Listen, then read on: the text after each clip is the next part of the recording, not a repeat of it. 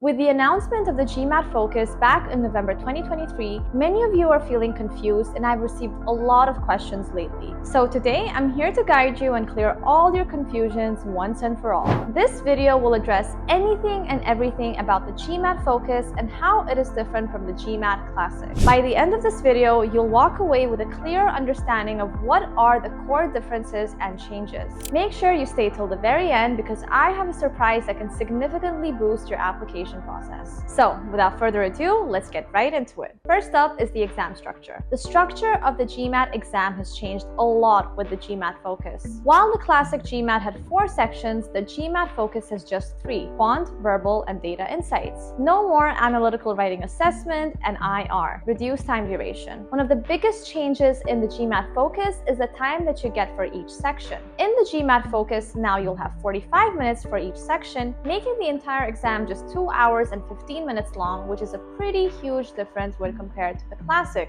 which was 3 hours and 7 minutes long. With less time, now you have to be super effective at time management. Exam features. Now in the new GMAT Focus, you can go back to the questions already answered, review them, and change up to 3 answers. That means 3 in quant, 3 in verbal, and 3 in data insights. The GMAT Focus also weighs all 3 sections equally in the total score, unlike the classic version where only 2 sections, quant and verbal, were weighted equally in the final score. For this, you can quickly check this calculator where you put your score for each subject and boom, you have your GMAT Focus score and percentile. I'll link this down in the description. Score reports. After the exam, you'll get your unofficial score right away, and your official score will arrive somewhere within 3 to 5 days. Once you get your score, you'll have 48 hours to decide which programs you want to apply to, which is free up to 5 universities, and you have to pay extra if you want to add more. Score validity. Your GMAT Focus score is valid for 5 years. This means you have plenty of time to decide if you want to pursue that MBA or not. No rush. Syllabus changes. Now coming back to all the changes in the syllabus. In the GMAT Focus, the verbal section has become way more manageable. Plus, there are no more sentence correction questions to trip you up. Quant section. Another huge plus is that the new GMAT doesn't have any geometry questions in the quant section. So,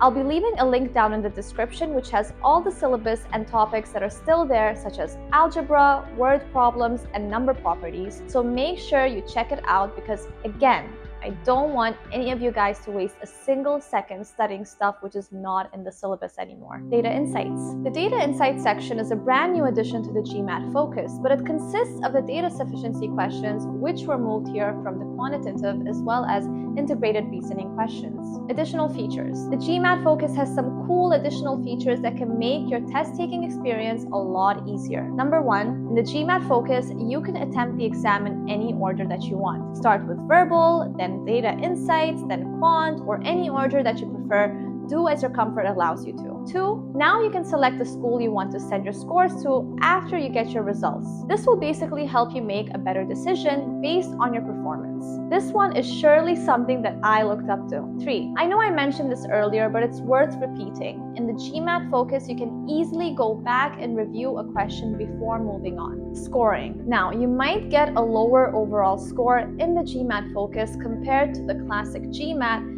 since the total number of marks is lower, but it's pretty normal. The scores have changed on the GMAT Focus. Previously, you used to get a score between 200 to 800, but now for the GMAT Focus, your score will vary between 205 and 805. For example, previously 760 was considered a great score, and you get around the 99th percentile on that. Now in the GMAT Focus, 695 is the new 760, so your score will always have a 5 at the end. You will also receive sectional scores for each of the 3 sections. These will be ranging somewhere from 60 to 90. Another amazing change in the GMAT Focus is the new scorecard. You'll get a very detailed report of your exam and your performance on every single question. You'll get to see if what you have answered was right or wrong, and also how much time you took for each of the questions. This is a huge improvement compared to the old GMAT. My advice? Take as many mock tests as possible to get used to the new format, and remember, the GMAT Focus is all about tackling easy questions. If you found this video helpful, don't forget to smash that like button, share it with your GMAT buddies,